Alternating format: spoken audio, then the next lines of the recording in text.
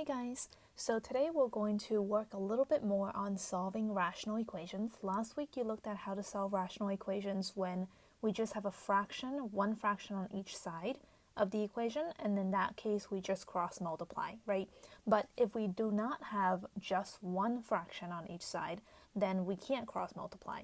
So in this case, I'm going to show you another way to solve rational equations when we can't cross multiply. The first thing we want to do is factor each denominator if we can, and then we're going to find the LCD, the least common denominator. So what is the least common denominator that I can make all the denominators into, kind of like when we're adding and subtracting fractions, but instead of making all the fractions have the common denominator, once we identify the LCD, we're going to multiply each fraction by the LCD.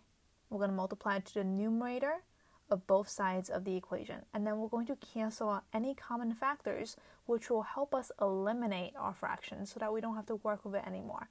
And then we finally solve for x and check for extraneous solutions, meaning that we got to make sure that whatever we get for x does not make the denominator of any fraction equal to 0, because we know that we can't divide by 0. Okay, so let's look at an example and it'll make a little bit more sense once we do it. So the first one, we have 5 over x plus 7/4 equals negative 9 over x. And so I want to find the LCD. So if I look at the denominators of all of these fractions, I have 4 and I have x and I have x. So my LCD is going to be 4x.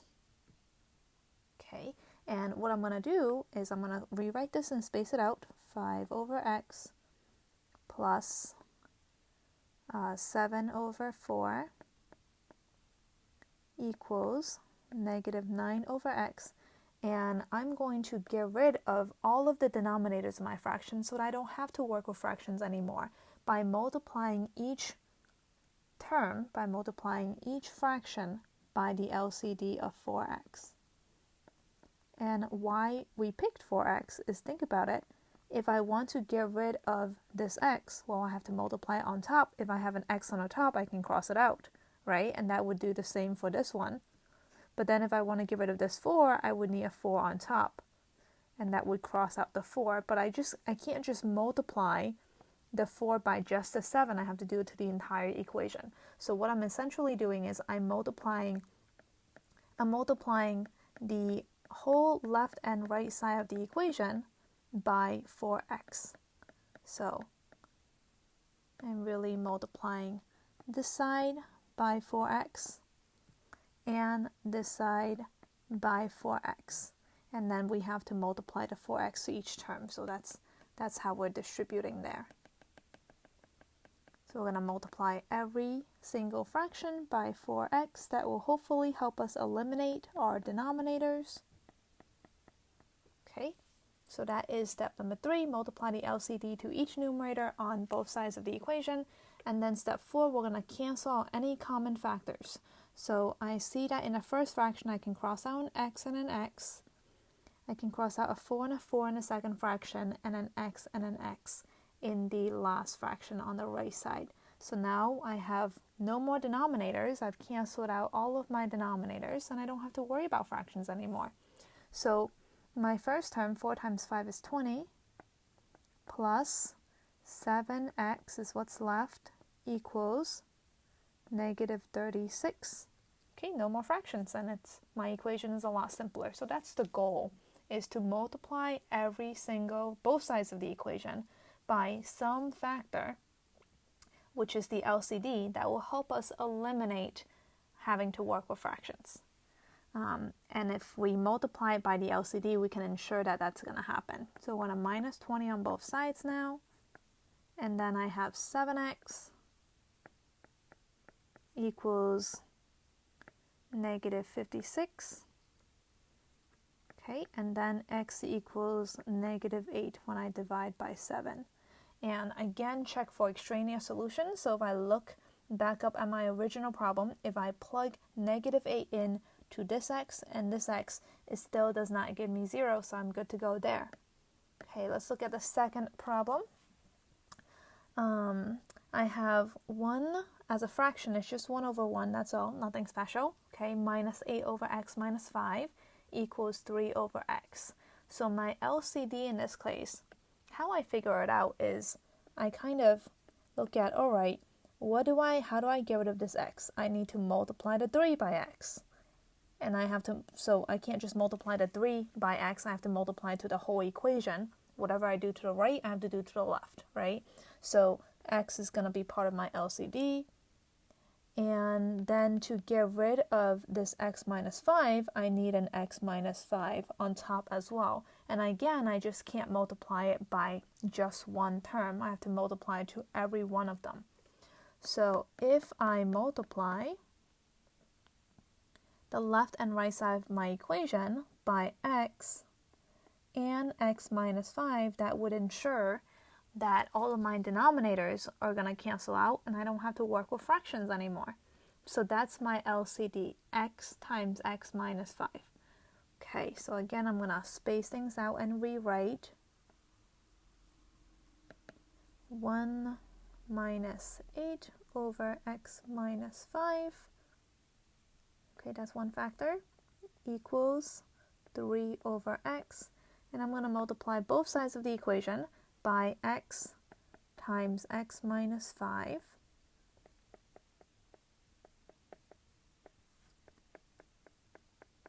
And then cross out any common denominators, and that should cancel out all my denominators so that we don't have to work with fractions anymore. So x minus 5 cancel out. This 1 does not cancel out anything, but I don't have fractions there to begin with, so we're good.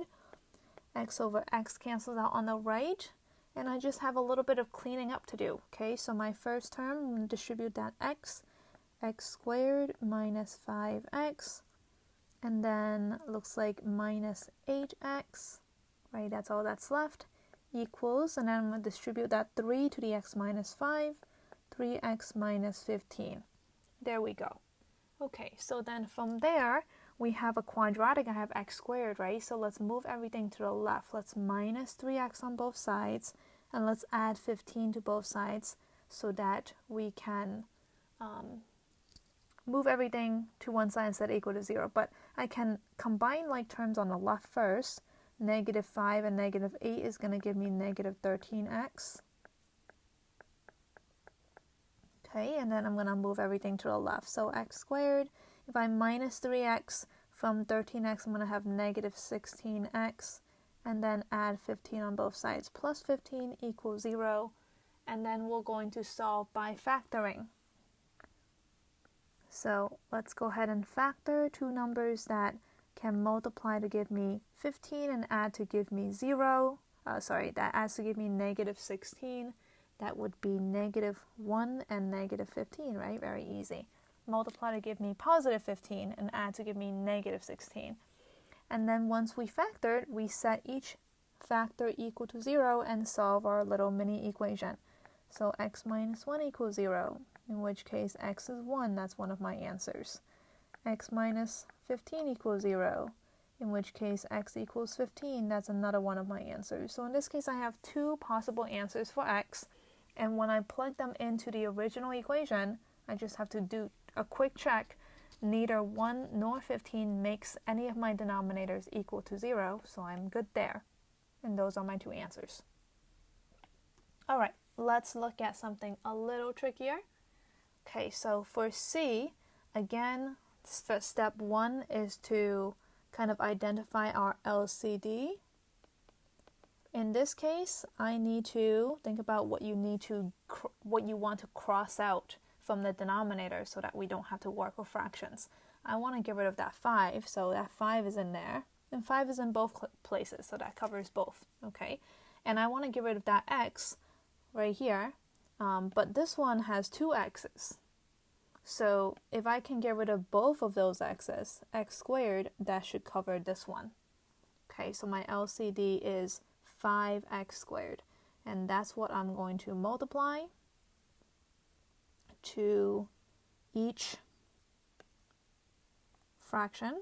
So x plus 4 over 5x equals 1 over x squared, leave a little bit of space, plus 1 over 5. I'm going to multiply each one by 5x squared, 5x squared, and 5x squared, and see what I can cross out. So 5 and 5 crosses out. I can cross out an x, still have that 1x there.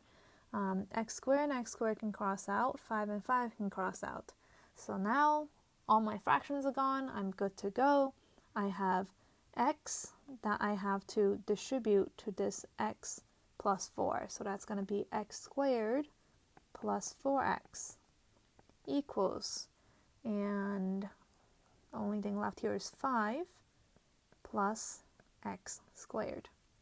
Okay, so now let's move everything to one side. If I try to move everything to the left and I subtract x squared, ooh, that's nice. The x squares just cancel out too. And I have 4x equals 5, and I can just isolate x by dividing both sides by 4. And x is 5/4, and your answer can be a fraction, that's all right. Okay, and then here's the last one. The last one is a little bit trickier because that's step 1, remember, step 1 of solving is factor each denominator if possible, and none of the problems that we've seen so far had denominators that were factorable, but in this case we do. So here, x squared minus 4, we think of two numbers that multiply to give me -4 and add to give me 0. That's +2 and -2, right? So this actually factors out to x plus 2 and x minus 2. And if you notice, x plus 2 is here and x minus 2 is here. So that's actually a good sign, because if I multiply both sides of the equation by the x plus 2 and x minus 2, not only does it cross this out, so I don't have to worry about this denominator anymore, but it also cancels out these denominators, right? So that's going to be our LCD. Our LCD in this case is x plus 2 and x minus 2. That will be our least common denominator. Okay, so then that's what I'm going to do. A little bit of writing there because it is long. I have 2x over x minus 2 plus 1 over x plus 2, leave some space, equals 10 over, and I'm going to rewrite this in factored form, x plus 2, x minus 2, so that it's easier for me to cross out. And multiply every fraction by the LCD, x plus 2, x minus 2.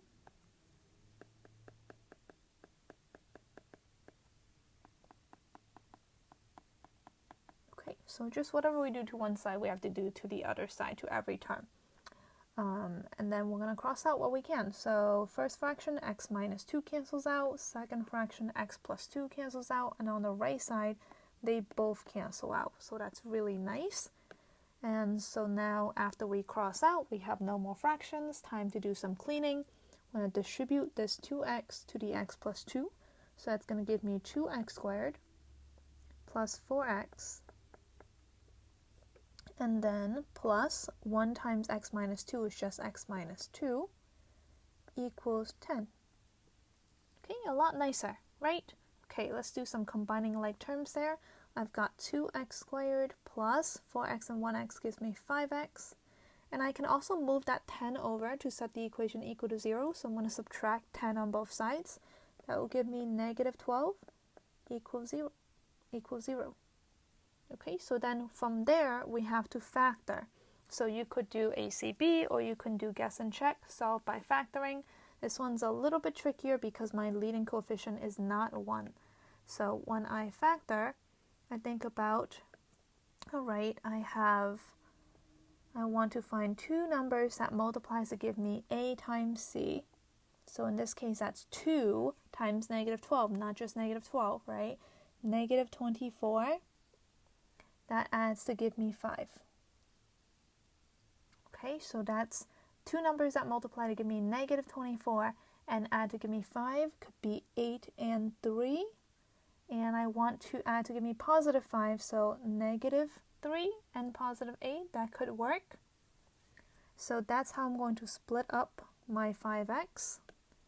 We're going to have 2x squared plus, instead of 5x, we're going to put 8x minus 3x minus 12 equals 0. And then we're going to factor by grouping. You remember that. Right, so GCF, 2x I'm going to take out. I'm left with x plus 4.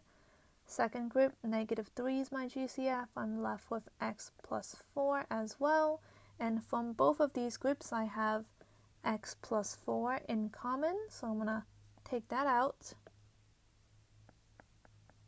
And I'm left with 2x minus 3. And that's how we factor. Okay, and then once we have that, once we finish factoring, we set each factor equal to 0 and have our little mini equations that we have to solve. So x is negative 4, or x is, you add 3 and divide by 2, so 3/2. Okay, and then if we, again, always check your answers with the original equation. If I plug negative 4 in, or 3/2 in for x, does it make any of these denominators equal to 0? If it does, then we have a problem and that's an extraneous solution. But if it doesn't, then we're good to go. Okay, so in this case, negative 4 minus 2, that's not 0. Negative 4 plus 2, not 0. Negative 4 squared minus 4, also not 0. So it looks like we're good there. And 3/2 is also good. So again, we have two answers. So as you're solving these, step 1, identify the LCD. Step 2, multiply both sides of the equation, every single term, by the LCD to help you eliminate your denominators so you don't have any fractions anymore. And then you solve your equation regularly. Okay? When you solve, sometimes you might have one answer if it's a linear equation after you simplify. If you have a quadratic, you might have two answers. When you have your answers, always check the original fractions to make sure your answer does not make any of the denominators equal to 0.